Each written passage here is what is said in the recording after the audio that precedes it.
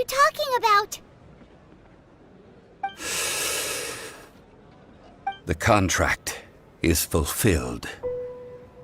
That which thou seeketh is now bestowed unto thee. For my promise is solid as stone.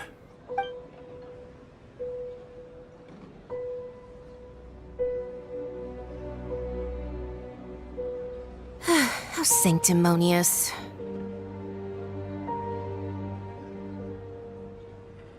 What? So you're the Lord of Chio? No, wait!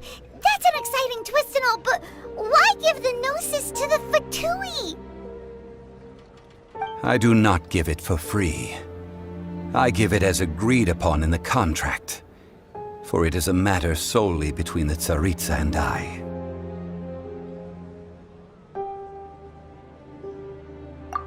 Yeah, you don't think you went a little bit too far with that whole fake death thing? Everyone was preparing the ceremony for you, and splat! This big dragon falls out of the sky, and all of Lyra goes into an uproar. Talk about a disaster.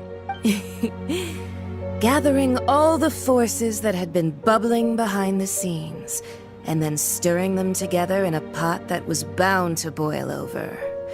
That's what he wanted to see, am I right? Wait, what?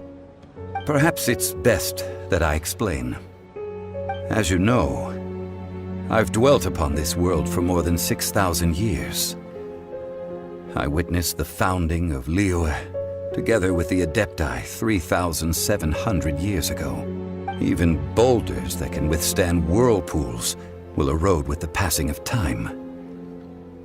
I kept convincing myself that cracks had not begun to form, and that the end of my time had not yet come, until one drizzly day, as I was strolling along the harbor, I heard a merchant tell one of his workers, "You finished your duties. Go ahead and call it a day." I stood motionless among the crowds, asking myself, have I already finished my duties? Oh, Zhongli. But as I began to consider relinquishing my divine role, I soon discovered that many reasons still remained to not hastily depart. Was Liyue, the city I had dwelt in for so long, already prepared to enter its next age? I decided that a test was needed in order to reveal the answer. So I feigned my own death, and gathered the cast of Child, the Adepti, and the Liyue Qixing to play their roles together on the stage that was Liyue. That's right, which is why I continued to safeguard the Gnosis until now. So you mean that if the chaos ever reached the point of no return, you would simply appear and use your divine powers to bring Liyue back under control? Of course, and it would have been all too easy for him too. Just as a child quickly matures after losing their parents, so has Liyue matured when faced with the death of its deity. I was pleasantly surprised with the finale of the show that you all put on. Why, you even deserved an encore. The Adepti deserve the greatest applause, considering their years of seclusion. They hardly recognized the city, yet faced with such a crisis, they exerted the greatest amount of restraint. Not only did they manage to cooperate with the Qixing, but in the end, they even tried to understand the heart of the people.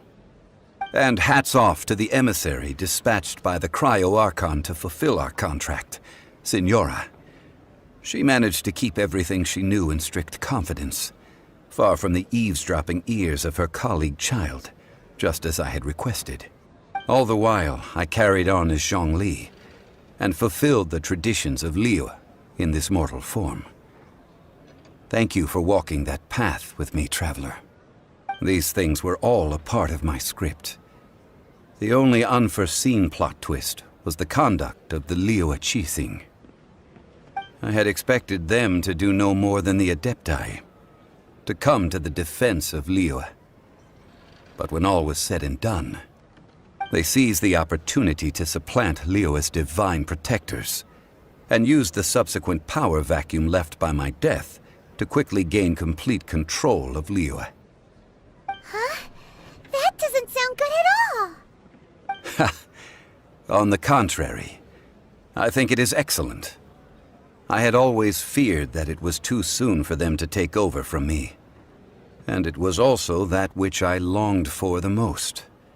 As such, this is the best parting gift anyone could have given this god of old. Hey, what about me?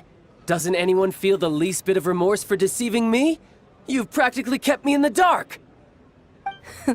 I think that thanks would be more appropriate. You certainly played no small part in all of this, wreaking havoc and turning the city upside down. The Lord of Geo ought to thank you for your performance, if anything.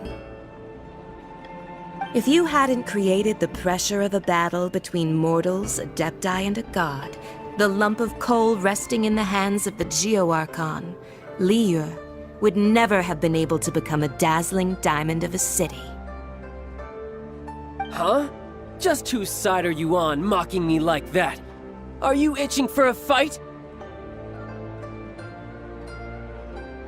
Hey, haven't you learned the Liyue saying, don't always call it as you see it?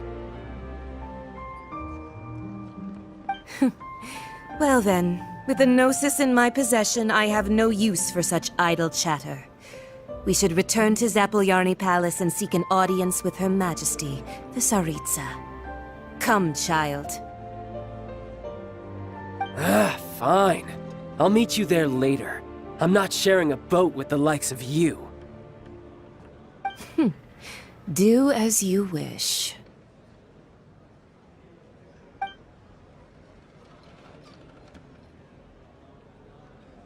Now then, is there anything else you wish to ask me? Right! As Zhongli always told us, a good trade is a fair trade. Paimon has no idea what could be a good trade for a Gnosis.